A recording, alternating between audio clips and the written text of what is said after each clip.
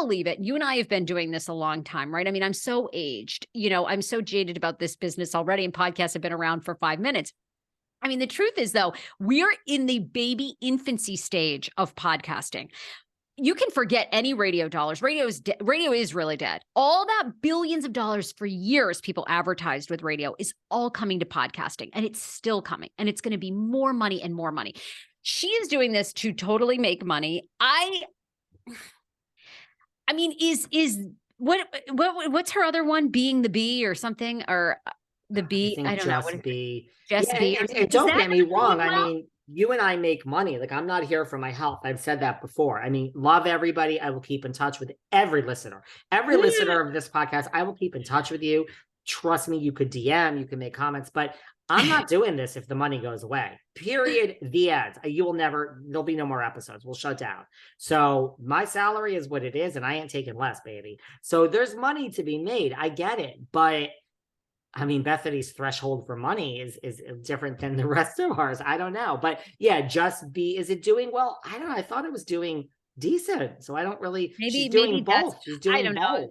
This to me seems like, honestly, if I'm being honest, and I really like her in lots of ways, and I've been an Uber fan for a long time, but it just seems so desperate and hanger on. I mean, if I'm being really like real, it's such a hanger on her move. It's such a, I've seen what these other people are doing. And, I thought she was going to launch a makeup line. Maybe that's still happening because of all the makeup tutorials. She's been dragged through.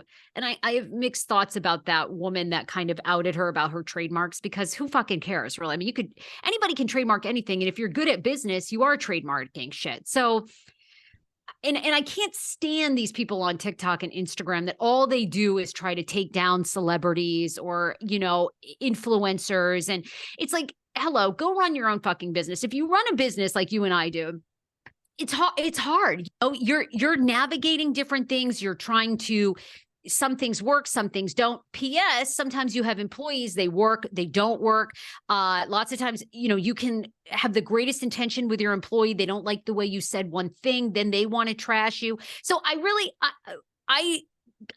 was sort of with her, but I didn't like the way she handled the TikTok chick that kind of like exposed her trademarks and everything.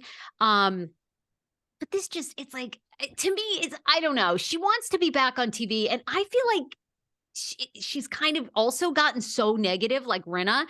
And I wish she hadn't, because I believe this. I actually think she could do a Larry King style show. I know, you always say that, and I do too. I need to reach out to her as a TV producer and go, the branding does seem strange of this. It's just like, I thought you didn't want to be aligned with Housewives. I mean, this is right back.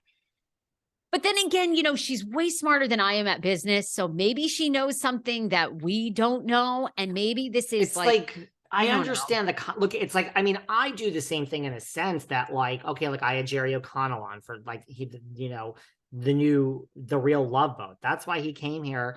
I mean, of course I want to talk about Housewives. Like, it's like, so I do. Yeah. And I ask every celebrity that I interview, are you a reality TV fan? Hoping they're going to say they're Housewives and then we're going to talk about it, not for the whole interview. I mean, it's kind of like, so there's that's what I do. There's Watch What Happens. Like, when Andy will have on like a Jennifer Lawrence or someone who's like a big star, who's like just a like, oh my God, like I'm like Jennifer Lawrence and I am like the biggest movie star, but I am sitting next to Meredith Marks. Like, this is crazy. You know what I mean? So it's like, I understand the concept behind it. And especially when you get like like these people, a lot of them haven't watched it. So I understand that's like a fresh perspective. I mean, to me, like this really comes down to the celebrity, which I don't think we see the biggest names so far. And, Kevin Nealon and no Elizabeth Moss, there's some good names, but like, you know what I mean? To me, it's more about like the celebrity. Like it could be, I get where it's going, but right. You think the celebrity name guest is going to drive the show?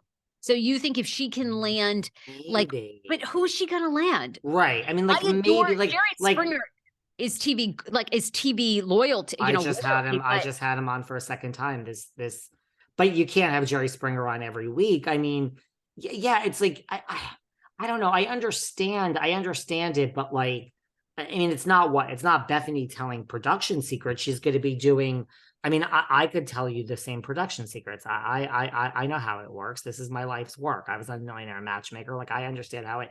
So I mean, are people? I don't know. Are people tuning in for that? For the like? Let me tell you what's really going on behind this scene. I mean, is that going to be interesting coming from Bethenny?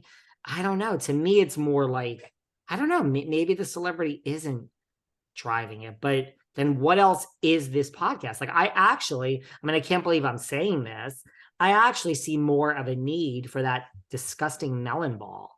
Like that to me, I understand why people like it. They're dirty. They're dirty, those girls. They're trashing this and Teddy is sloppy and Tamrat. Like I love that Tamrat's to nickname me, so like much. long term, like as that to me, listen, nobody loves and gets into the numbers more than me. So everyone's like, I could tell you when you and I are dirty and we're just waking up and trashing this and saying people love that. So I actually see more of a long future. At first, I thought Bethenny was going to be doing exactly what Teddy and Tamara do. And I was like, all right, well, that to me, you have an acid tongue. You have an acid tongue. Bethenny can cut a brick house with her tongue.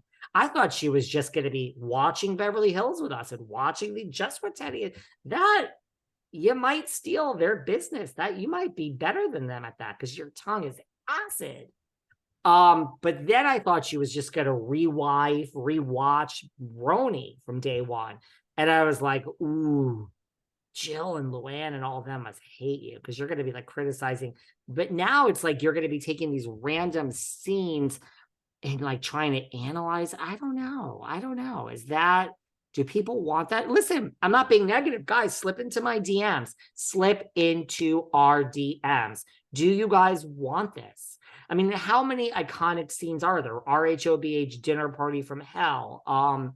I don't know what else. I mean, is there's there? so many. I mean, there really is so Yeah, many. there's a lot. There's a lot, of course. There's a ton. I mean, she if you're doing only one episode a week, I mean, she could easily. Yeah, that's true. Margaret's ponytail pulled, and yeah, I mean, the husband in the pool. So It's many. endless, but I mean, I don't know. I mean, I feel. Listen, here's how I feel. There's so much. Like we can't keep up with what's going on now.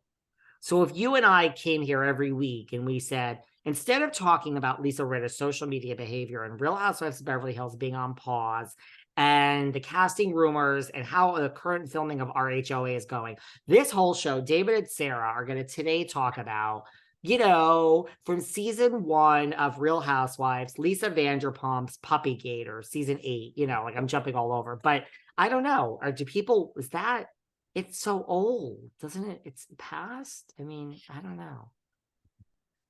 To me, this is what I would say to her fiance, Paul. I'm not dragging her. I mean, maybe this is brilliant. I mean, I see it could be something. I just